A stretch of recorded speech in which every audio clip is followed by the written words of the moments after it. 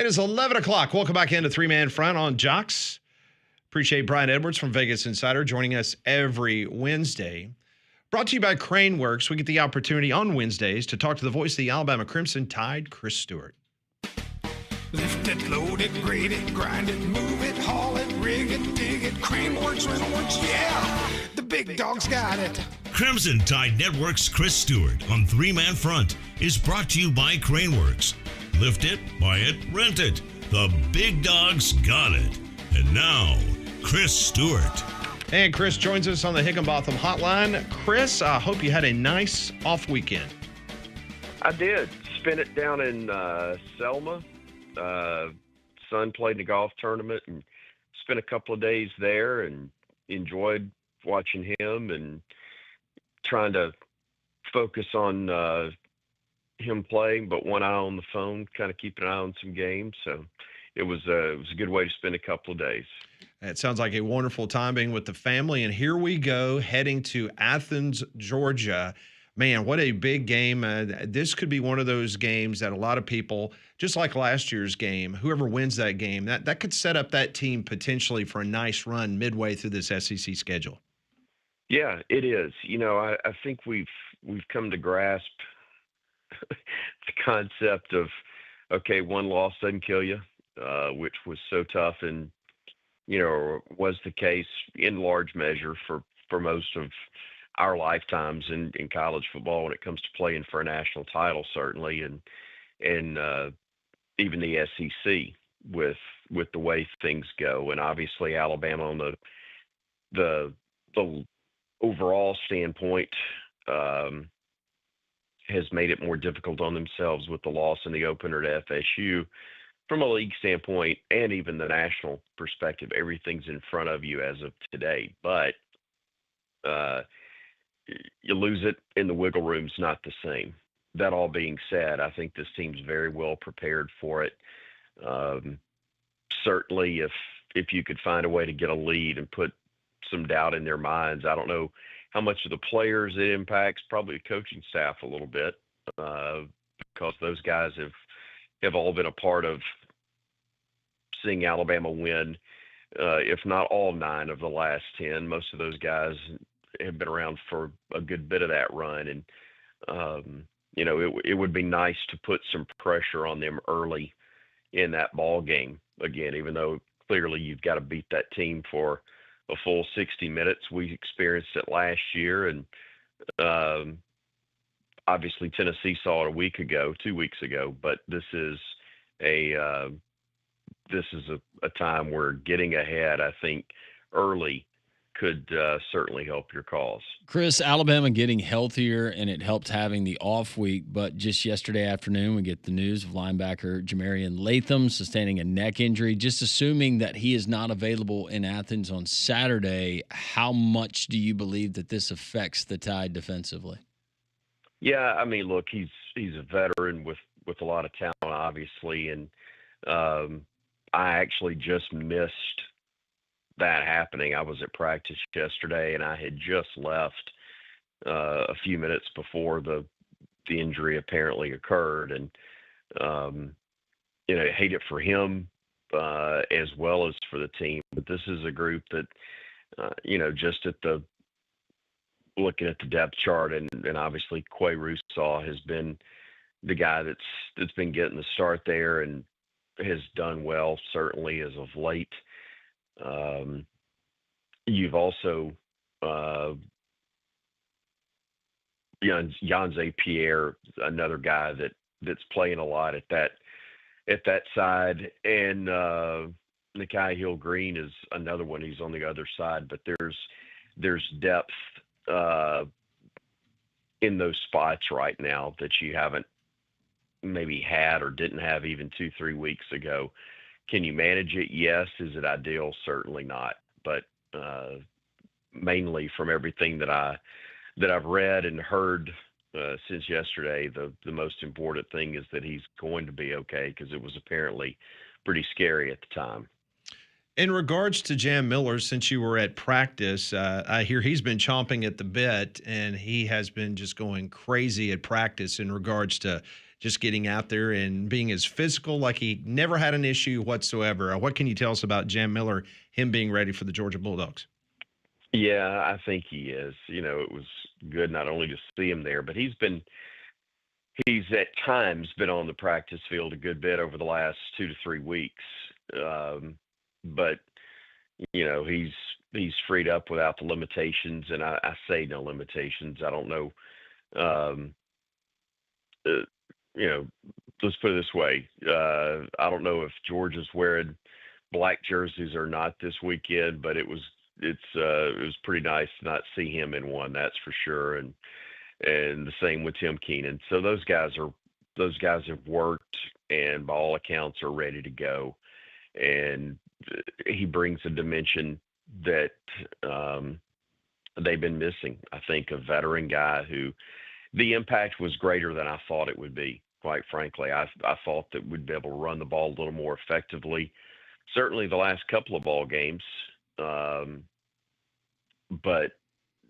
you miss him, and not just from a talent, but an experience and probably the emotional aspect of it, just like you do with Tim. But I think those two are so vitally important because I think the run game and success in the run game are going to be so important to the outcome of this one. We haven't run it consistently. We've given up probably a little bit more than we should have or wanted to. Tim definitely helps you on the defensive side in that sense, and definitely hopeful that Jam will bring a resurgence in the run game as well. Chris Stewart, voice of the Alabama Crimson Tide, joining us courtesy of Craneworks, and he joins us on the Higginbotham Hotline. As you continue to look at some of the matchups, Chris, getting ready for the call on Saturday in Athens, what about this Georgia offense specifically? What aspect of it that you, Chris Stewart, have seen, not speaking for the coaches, believe that maybe it's the most vital for Alabama to stop? It really goes back to what I just talked about, and a lot of that is physicality. Georgia's obviously taken on the nature of their coach. Kirby wants to be able to play that way, and while Gunnar Stockton can throw it, they want to be the more physical team. And I don't think Alabama has to run it yard for yard with them. I don't think Alabama has to be the same salty, physical team completely that Georgia is. But at the same time, you've got to be able to not let them completely impose their will, and you've got to be able to mix things with the run well enough to make them respect your run game, to make the passing game as effective as it can be. And if you're able to protect Ty Simpson and let him do or feel confident that he can do what he's done the last two games, or at least some variation of that, then you got a lot more chance to be successful. If he's running for his life as he was much of the game against FSU, it's going to be a tough day between the hedges. Chris Stewart joins us each and every Wednesday, brought to you by Craneworks, the voice of the Alabama Crimson Tide, as they get ready to head to Athens, Georgia this weekend. I wanted to ask you about the SEC schedule release that came out last night. And the three permanent opponents, at least for the next 4 years for Alabama.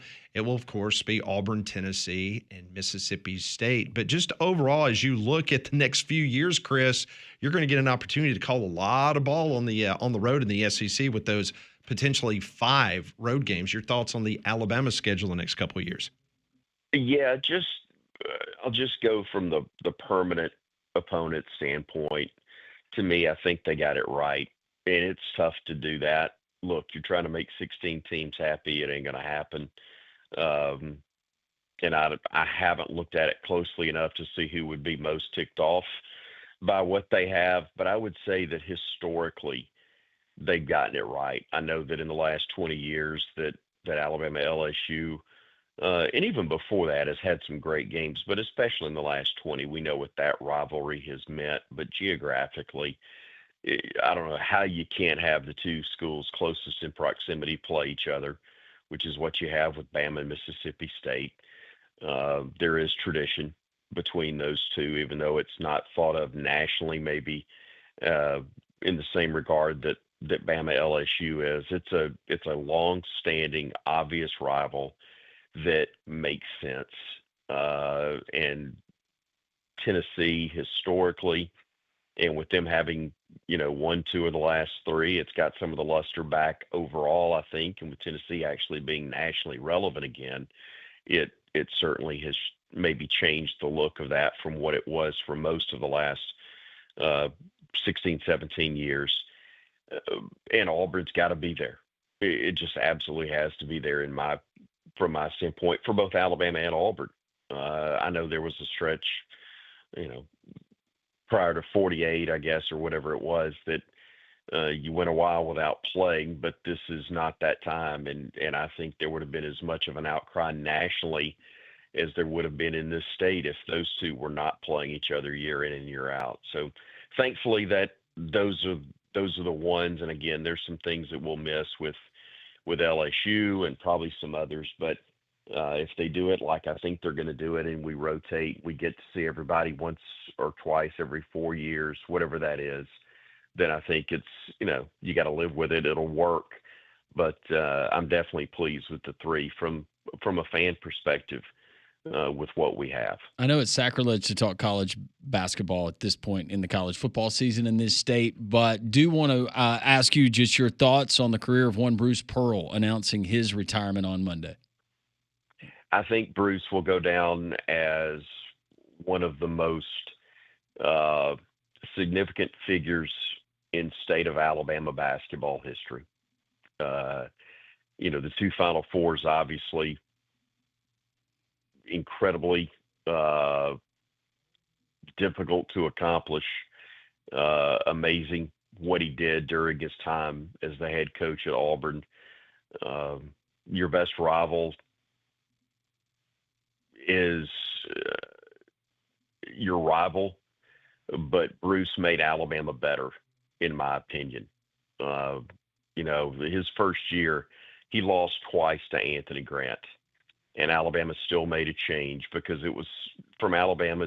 It's about much more than just Auburn. I don't mean that disrespectfully, but it is. You don't measure who you are exclusively against one school, but it was obvious that the stakes were raised by Auburn when they hired him.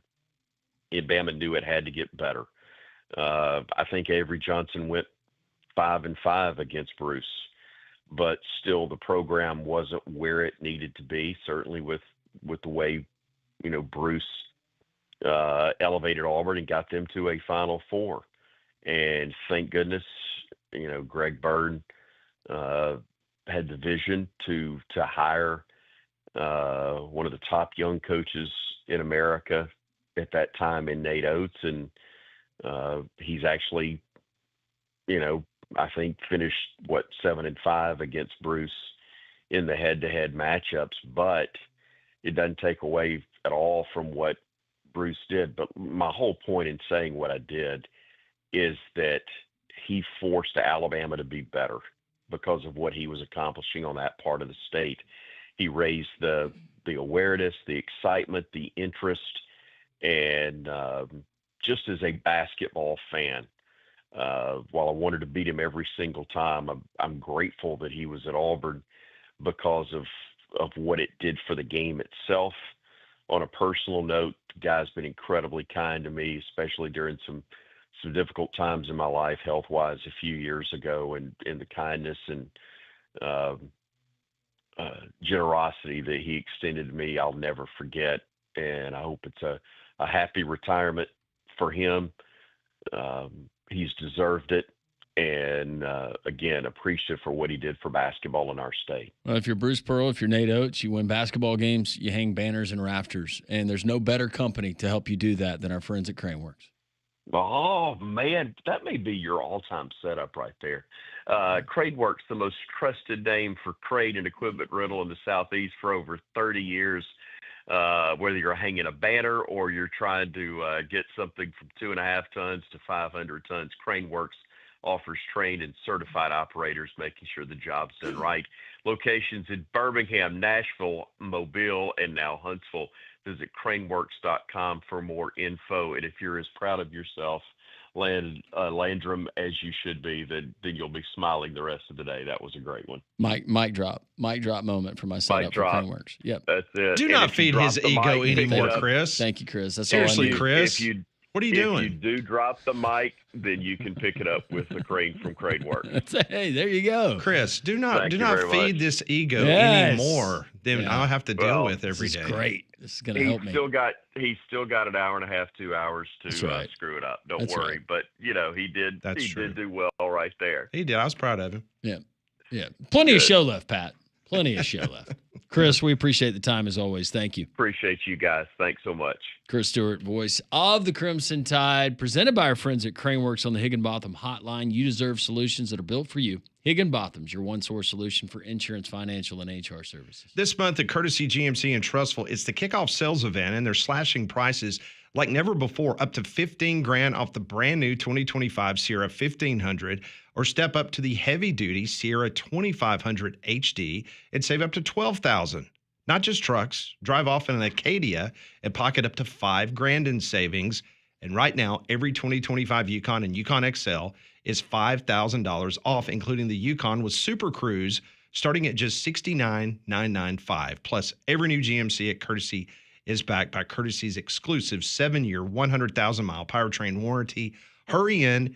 These deals are going to end soon, but they've got a wonderful selection of vehicles for you to choose from. Go to courtesybirmingham.com to check it out, or go by and see them in person off of I-459, exit 32 in Trussville. College football experts nationally now starting to generate their predictions for this weekend's Alabama-Georgia game. They may surprise you. We'll continue to discuss here on the Wednesday edition of Three Man Front on Jocks.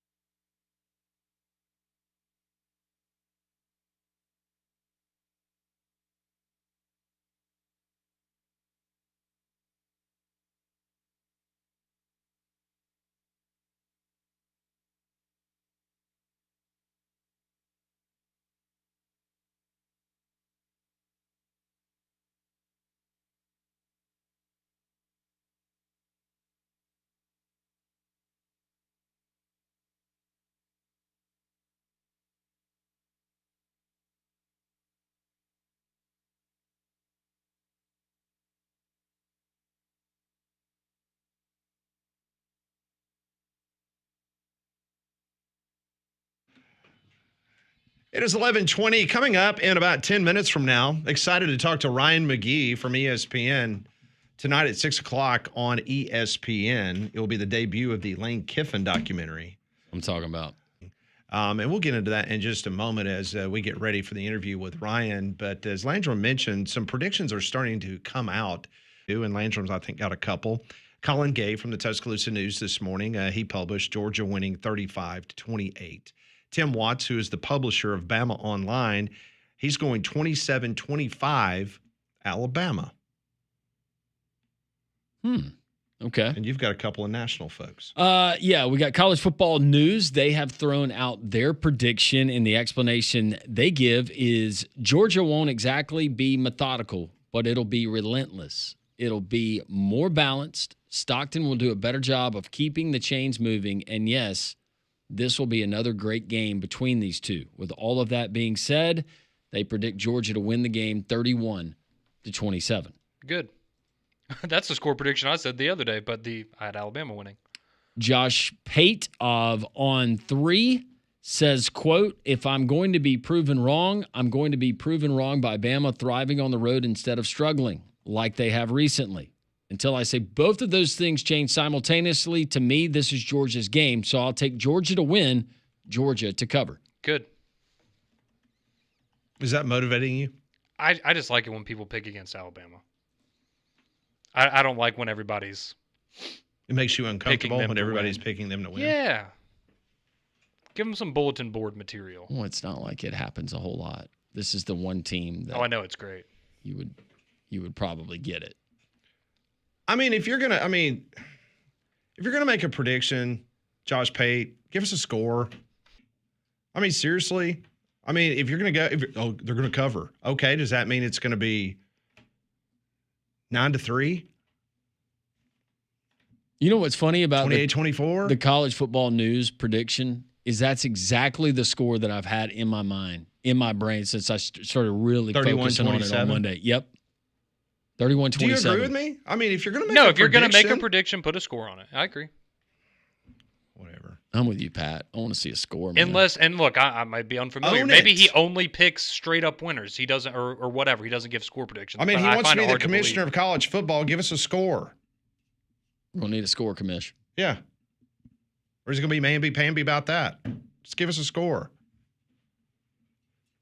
What's the total on that game? Ooh, it's 52.5, I think.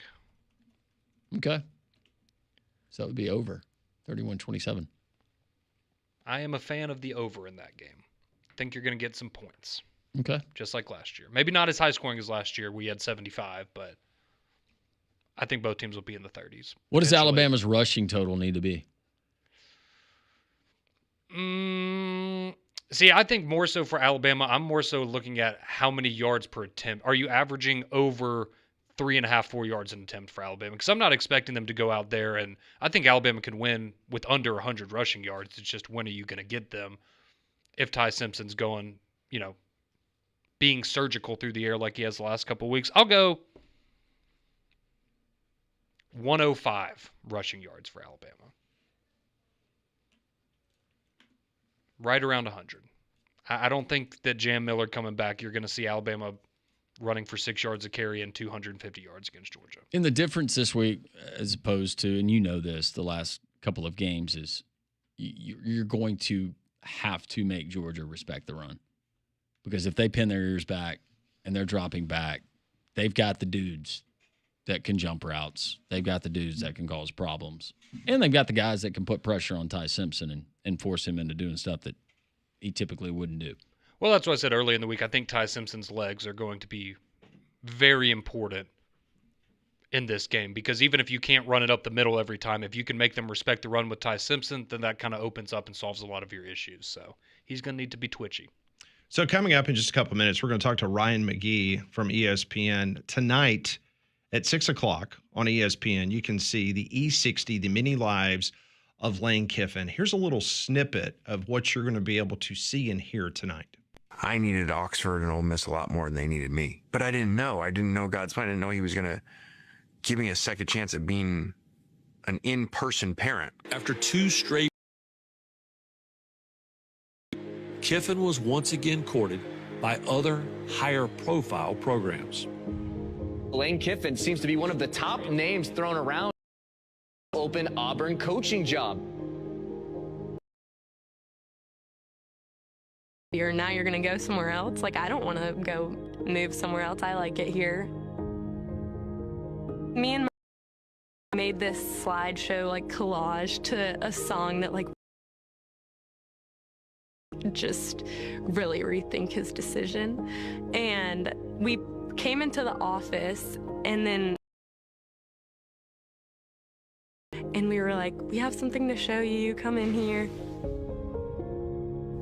And then he sat down and we played it, and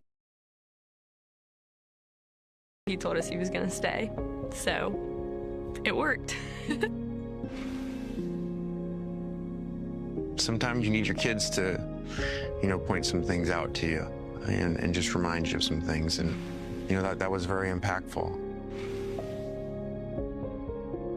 I'm not saying I was going. I don't know that. I was deciding. But that made the decision for me.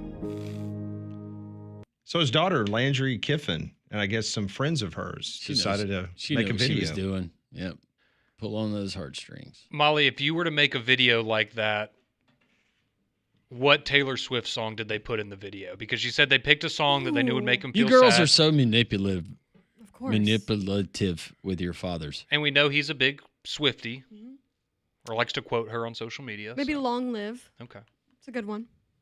I would be fascinated to know what the song they chose was. You will get to see that and many other angles that you probably have either forgotten or did not know about.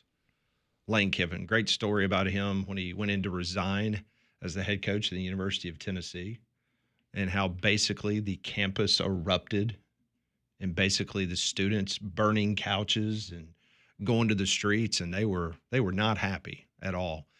Joining us in just a couple minutes, we'll talk to Ryan McGee from ESPN, involved in this project, The Many Lives of Lane Kiffin. That's next.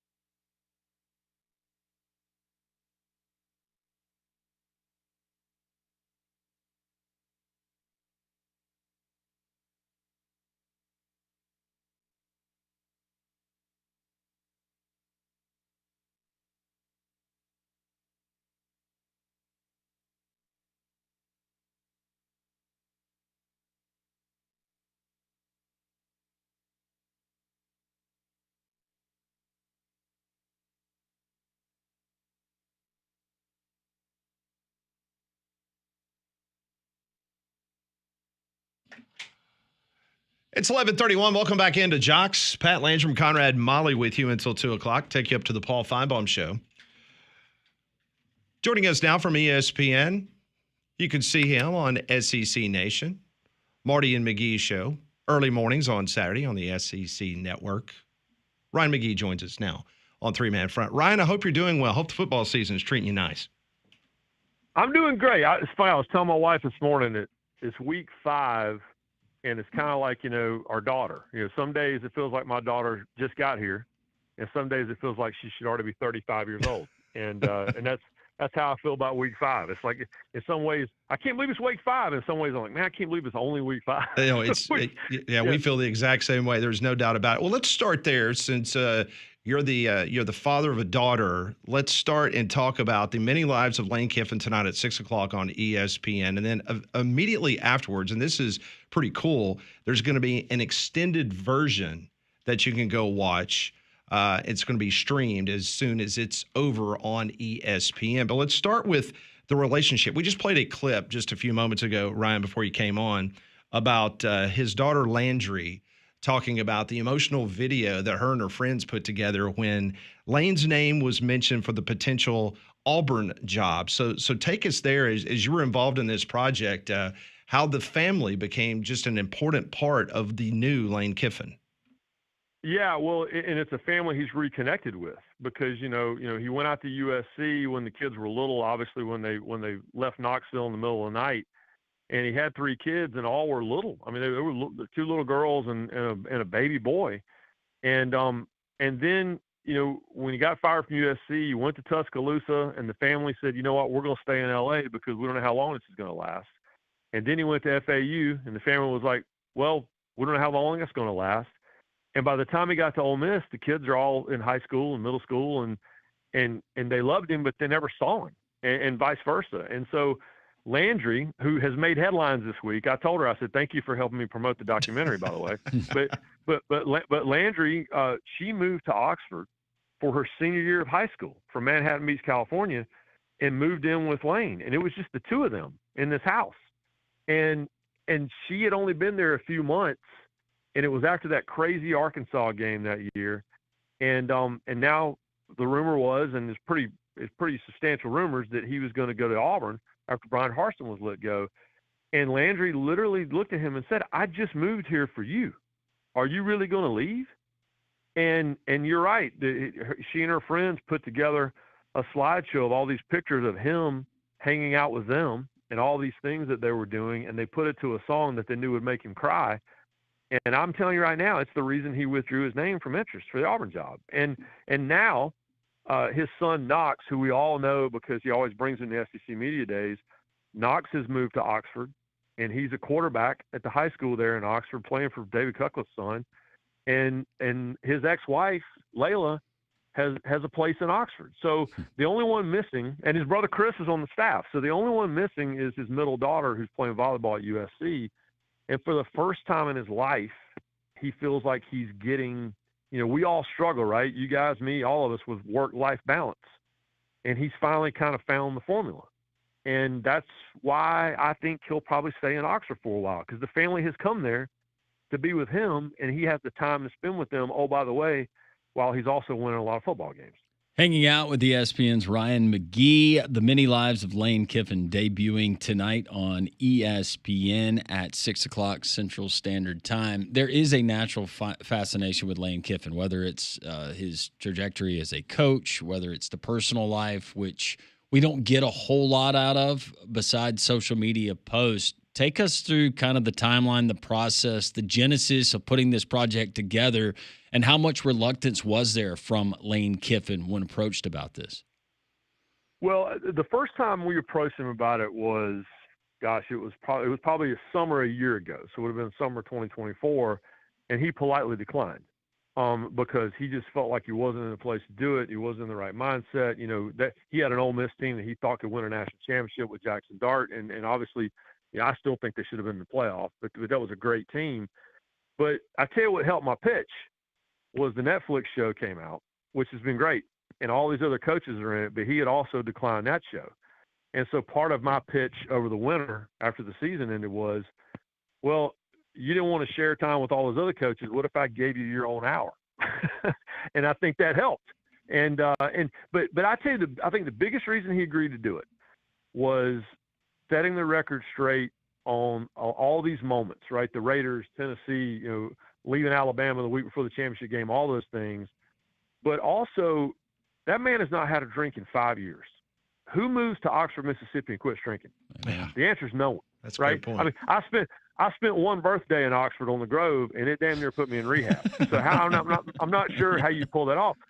But this self-improvement path that he has been on, and that includes the family, and that includes his health, and that includes you look at him now with pictures of him 5 years ago, he's a different person. And he genuinely believes that people watching his story and understanding his story might help them. If it's someone who's struggling with alcohol, if it's someone struggling with, work-life balance, if it's someone who's struggling with divorce, he genuinely believes that he can help those people. The last conversation that he and I had in his driveway as I was leaving Oxford for the last time in the middle of August, and he said to me, I really hope this helps people. And I believe him when he says it. And so, I listen, I'm not naive. And you're talking to a Tennessee graduate, and my Knoxville born and raised wife upstairs in my house right now is not speaking to me because I worked on this project, right?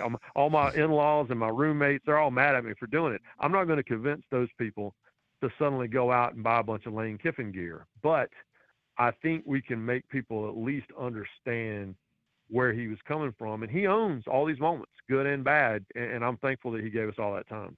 Let's go back to the Tennessee. They're a very short time, and I know you guys obviously detailed this in the documentary that will air tonight, beginning at 6:00 Central Time. Talk about what happened with the student body there at UTK in regards to when he announced that he was leaving the University of Tennessee.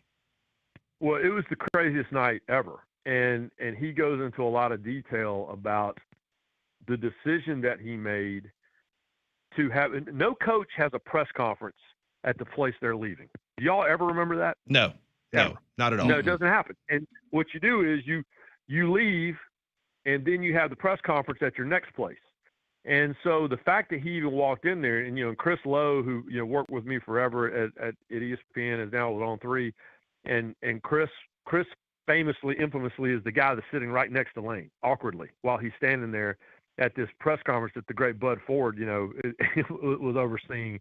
But he talks about that night, and so while the word gets out, right, the report gets out that he's going to go to USC. I think Chris wrote it.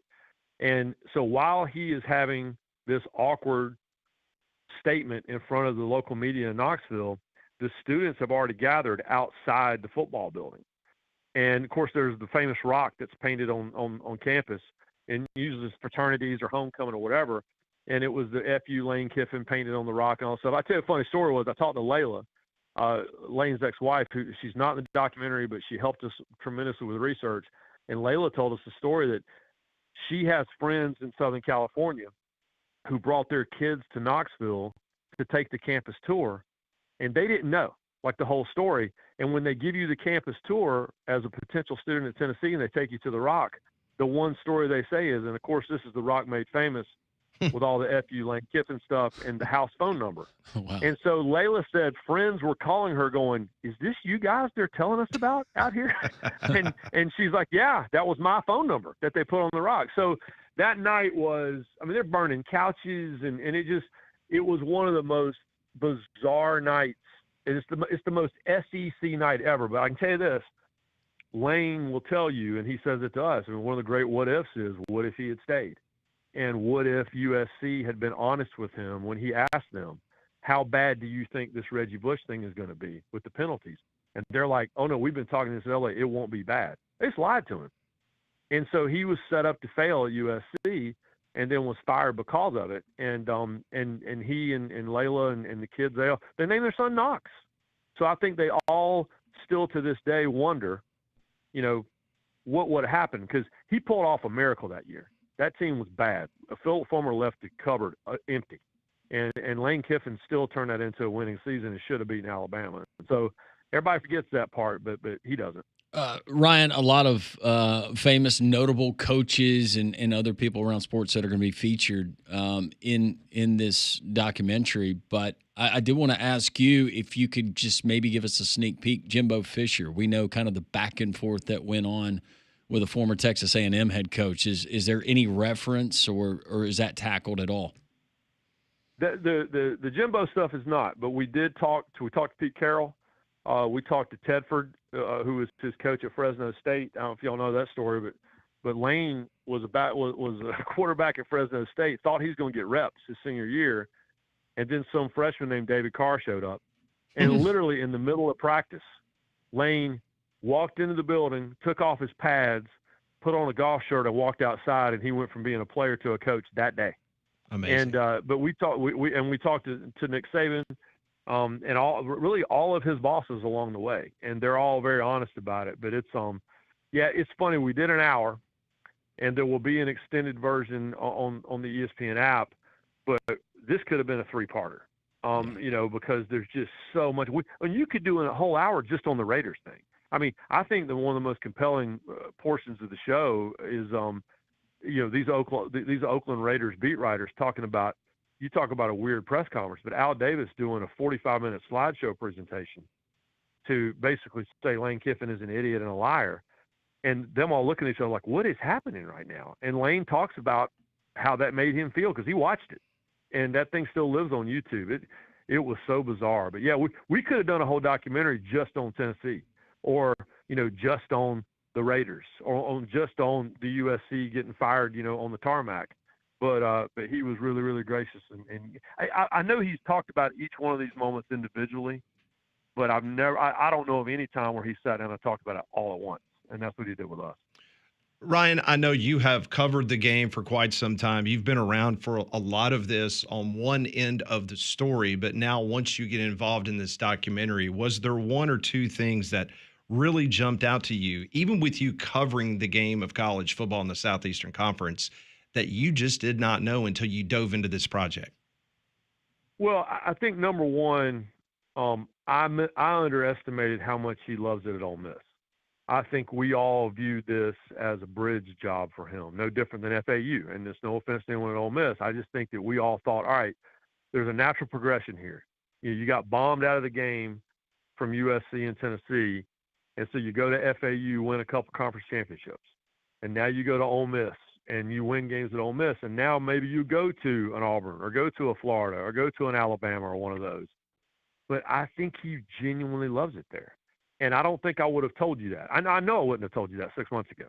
But after working on this, and he says it, he says, he was a little worried and a little skeptical about the slow pace of Oxford. And you guys know Oxford. It's one of the great college towns, on planet Earth. But it's slow there. They take their time. And he was worried about that. But what that slow pace did is it gave him the bandwidth to do this self-improvement and to, reconnect with his family. And, oh, by the way, have, in my opinion, no offense to Johnny Vaught and Archie Manning, but the most successful 5-6 year stretch in the history of Ole Miss football. And so that part, I don't know that I know I would not have believed it if I had heard a soundbite from him from some press conference of, I'm going to stay at Ole Miss forever. But if he does now, it wouldn't surprise me at all because he genuinely loves it. He says it all the time. I needed Oxford more than Oxford needed me. And he didn't know that until he had been there for a little bit. Ryan, I'm not trying to blindside you, but there is a fascination with all aspects of Lane Kiffin, and one that we have discussed here on the show was his ex-wife Layla. And look, if you don't answer it, don't answer it. But I'm led to believe that there's been a reconciliation with the two as far as their relationship. Is there anything that you can add? All I can tell you is my experience. And my experience, when you watch the documentary, you'll see there's a family dinner. And it's at Chris's house, his defensive assistant, his little brother. That's the house that Lane lived in up until Chris moved to town. And Chris moved into the house. Lane's moved into the house next door. And Layla was there that night, and I had a great conversation with her. All I can tell you is their relationship is great. They are raising their co-parenting while they are divorced. And it was great to see them interact with each other, but I saw no evidence of anything romantic. Now that being said, I wasn't there very long, but I think that it would be great, genuinely, because I'm crazy about her. You know, she comes from football royalty. Her father's a legendary quarterbacks coach down at Florida, and Shane Matthews, all those guys all played for him, and it's like it's why they got together in the first place. I mean, Monty Kiffin, Lane's father, is a huge part of this story, and Monty Kiffin was a hero of mine from when I was a kid, and he was at NC State. And so it doesn't surprise me that they got together in the first place. And, I think everybody that knows them would love to see it, but I can't answer that. Ryan, finally, before we let you go, because it has been news this week, was there any indication when you were putting together this documentary that Landry was going to go to the other side and start dating an LSU Bengal Tiger? Did you know that? No, I did not. And Reese Davis asked me earlier this morning. He said, "Do you think this is like a sleeper cell thing? Do you think that she's creating a distraction for a really talented football player the week before the Magnolia Bowl?" And I go, "I hadn't thought about that, but I wouldn't put it past him." My daughter said to me, she goes, "Is this like that episode of Hannah Montana where Hannah Montana faked a relationship with a guy just to hype up a movie?" So yeah, no, it's great. But I tell you this, we interviewed Landry back in the summer. And as soon as that interview was over with, I told the crew, I go, whatever that young woman wants to do with her life, she's going to do it, because she's something else. And again, I told her, it's funny, I've been telling everybody in Oxford, you need to shake her hand when you see her and say thank you for convincing your father to stay here. And now they're all like, "Are you sure about that?" Because she's dating this guy from LSU. It feels very Roman. I call it SEC West Side Story, right? Yes, that's good. It feels very Romeo and Juliet. Yeah. This could be the GOAT of all gamesmanship we've ever seen. I mean, forget about fake play sheet that you accidentally dropped on the field before the game. This would be epic. There are a lot of reasons that I wish Mike Leach was still here. And but put it on the list that I would like to call him and go, "Coach, you think Lane Kiffin has orchestrated this whole thing?" Because it would be 20 minutes of him proving yes. But no, but like I told the Kiffins, I go, "I'm not sure what's going on down there, but I appreciate y'all doing this when I'm trying to promote this documentary." Coach Leach would go into a story about Benedict Arnold and how he ended up on the other side.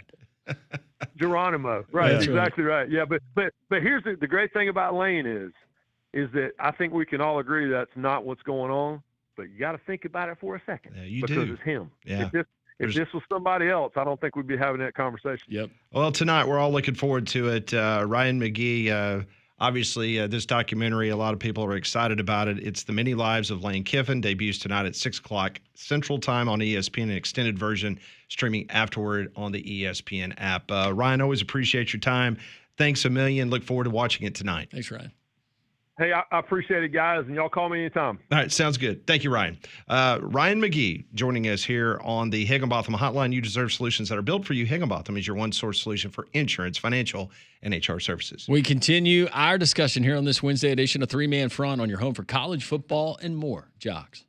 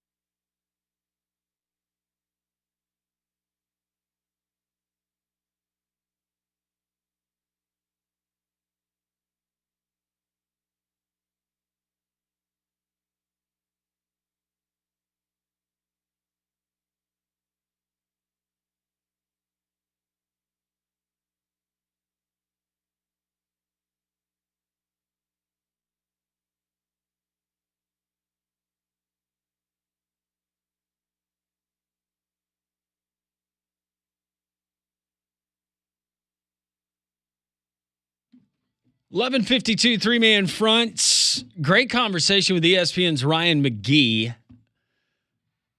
ESPN debuts the Lane Kiffin documentary tonight, 6 o'clock Central Standard Time, and Ryan did a great job of just kind of giving us an outline of what's going to be in there, but you don't want to miss that. That's something certainly that we'll be watching at my house. Well, if you want to watch sports, if you want to watch live entertainment like acoustic music, there's no better place to do it than our friends at the Finnick. The Finnick right there next to Railroad Park downtown. Massive screens, explosive sound. They got a wonderful restaurant menu. You've got great wings, wood-fired burgers, any kind of shareable you can think about, handcrafted cocktails. They got fork and knife stuff too, like steaks and Gulf seafood. It's amazing. Finnick's got a new 6-day schedule. It includes live acoustic music that I mentioned Wednesday through Friday from 5:30 to 8, and you get live bands beginning at 10 o'clock on Fridays, Saturdays, Sundays, and Mondays, all dedicated to football, whether it's the NFL, Sunday Ticket, Red Zone, all the college football action you can watch there on the large video screens with the state-of-the-art sound. Can't wait to see you there. It's the Finnick, 1630 2nd Avenue South near Railroad Park. So the SEC Coaches Teleconference going on as we speak. Kirby Smart was asked what impresses him about the Bama offense and Ryan Grubb. They're very efficient. They're playing at a high level. I think he's gotten really comfortable with Ty, quarterback, and timing of throws, the vision and awareness of coverage, the ability to run the ball and set up shots off of play action, package plays. They do a good job of setting up plays in terms of what they carry for that game complements the formations. They're not predictable within what they do, and they balance you up with a good bit of tempo, and they make you defend the whole field vertically and horizontally. They do a good job. That was Kirby Smart. A little bit earlier this morning on the SEC teleconference. Throughout the program, we will play for you a couple of cuts from Kalen DeBoer and some other coaches as they get ready for some big games this weekend on the SEC docket. Well, he's always a lightning rod when he comes on this radio station, especially this show. Danny Cannell, former FSU quarterback, ACC lover, someone that loves to talk bad about the Southeastern Conference. He's going to join us next. Doesn't like animals. He doesn't? I don't know. Oh. I was just adding to the other list of things. Undesirable traits that you were portraying to our listeners. No, I think he does. I think Danny's actually a really good guy. He might not be, though, for the next 10 minutes.